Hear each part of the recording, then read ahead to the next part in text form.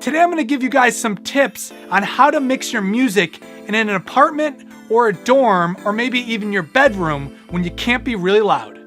True Sound Studios is in your ears. Hey guys, what is up? It's Weezna here. We are at my studio, True Sound Studios, and today I want to help out all the people that are trying to make music but are struggling to be able to turn it up loud enough without somebody yelling at them. So obviously we all can't have separate studios that are detached from either our homes or in separate buildings so that we can be loud at any point of the day and nobody will care. So for everybody else that has to be conscientious of other people and how loud they're being throughout the day, this video is for you guys, so hopefully this will help out. So the first thing you can do is turn down the bass. Because so much of the energy behind a mix goes into that low end, the amount of power even that is given to your main speakers, a good majority of it goes to the woofer, and that's because it is tougher to move the low end. So one of the things you can do is put an EQ on your master bus. This way, what you can do is roll off all of the bass, all of the low end to maybe somewhere around 100 hertz. So what that means is no longer is that bass, that low end energy going to be shaking and vibrating things. Most people seem to be really irritated with that just low thumping noise that goes on. So if you can cut off all that low end and mix everything but the bass, this is a really good way to get around that. So then maybe the last 5 or 10 minutes of your mixing process, you can take off that EQ that you put on your master bus and quickly and efficiently mix in that kick drum and your bass or your 808 or whatever. And this way it's only like 10 minutes of annoyance to your neighbors or your family or whoever. Okay, so the second thing you can do is if you mix on a laptop, you can go and mix a lot of your song right in your car. Now, it doesn't matter if you have a system in your car or not, because a car is a good way to judge your mix anyways, because I don't know about you guys, but me, like the car test is one of the last things I like to listen to my mix through, just to make sure it kind of fits into that like real world listening environment. Now, let's say this is even a problem to mix in your driveway. You can go to some big store like, let's say a Walmart parking lot or your grocery store parking lot, park in the back and mix your song fairly loudly in your car without really disturbing anyone. Okay, since I don't actually have a laptop with recording software on there, I'm just gonna use my iPad because I have this MPC Pro app. But anyway, so we got my laptop. I got my interface, plug your interface into your computer, and then you're just going to use an aux jack with 2 of the headphone connectors on them, plug one into the headphone jack, and then plug the other one into the aux input on your car. And now if you hit the aux button, turn the volume up, you should have, and there you go. And now you can mix in your car. Now, I will say this does take some getting used to, mixing in your car. Obviously, you don't have like monitor speakers in there, but let's say you're trying to do a whole bunch of your work and get it done.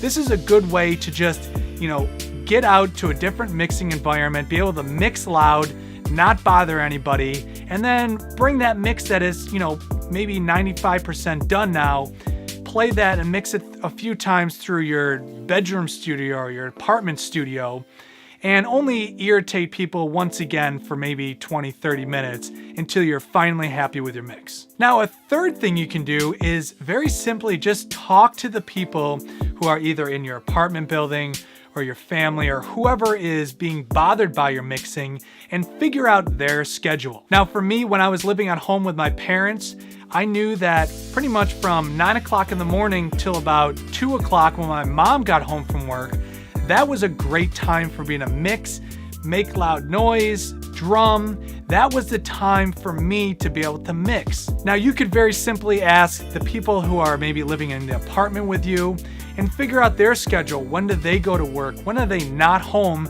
So that you can make noise and this not bother everybody else. So this is obviously just a really good way to communicate with the people who are around you that you're making music, you're an inspiring producer, or whatever it is, and let them know and just talk to them like an adult. And for the most part, they'll probably work with you because at least they know you're trying not to piss them off. Now, the fourth and final thing is to reduce the overall noise in the space that you're mixing or recording in. So unfortunately, this is not the cheapest way to do things because you're gonna need a lot of acoustic panels, a lot of acoustic treatment to help deaden and quiet the room. So I know a lot of you guys have probably gone out and spent money or have looked at those foam acoustic panels. Now, my only problem with those foam panels is because they're only like an inch or maybe 2 inches thick, they just really don't absorb enough of the sound. They don't lower the overall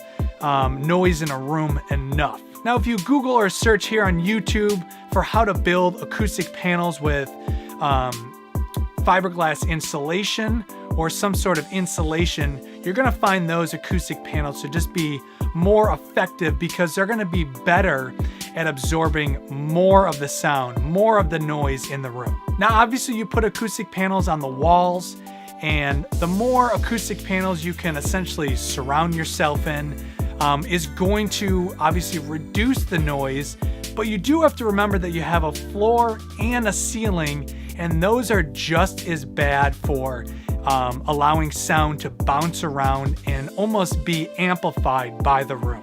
So what you can do is very simply put down carpet. You can put down blankets over your floor. You just want to be able to also absorb the floor because for the most part, it is going to be a large amount of the room. Now, if you don't have the money to buy or build acoustic panels, hanging thick comforters or thick blankets on your walls will also be very effective in cutting down that noise level. Now, unfortunately, this is still not going to reduce the sound enough to not bother somebody else, but it will help maybe with 5 or 10 decibels of just overall lowering the noise. So those are my tips on how to not bother everybody else who is around you from you mixing your tracks. So I hope these tips will help you not bother the people you live with or live around from being irritated from you mixing or recording your music. All right, guys, good luck. Thanks so much for watching this video. If you want to stay up to date with True Sound Studios on a day-to-day basis, follow us on our Instagram page. I post on Instagram every single day, and I'll keep you guys up to date with everything that's going on with the studio. If you're new to our YouTube channel and you enjoyed this video, consider subscribing for more content. You can also listen to or purchase any of the beats that I personally make right here at True Sound Studios on our SoundCloud page, True Sound on the Beat. You can find all the links in the description below this video. So once again, guys, thank you very much for watching. I'm Ryan Weezna. We're here at my studio, True Sound Studios, and True Sound Studios is in your ears.